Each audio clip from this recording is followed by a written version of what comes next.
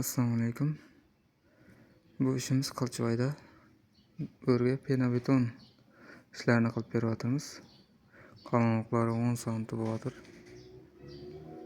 Akamizning o'zi Rossiyada yurib shu telefon qilib qildirtadir bu yerda.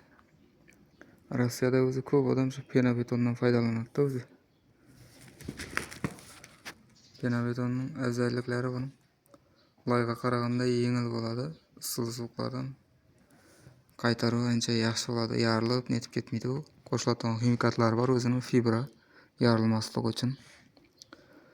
Havo o'tirama deb so'raydi ko'p odam. Bu havo o'tiradi, uni aslarni to'g'ri to'shab olganmiz. Akamizning o'zini qora qog'oz to'shatib qo'ygan ekan. Qora qog'oz bu qurtning oldini oladi deb to'shatib qo'yibdi ekan. Qora qog'oz qog'ozlarning chirimasligi uchun ma'qul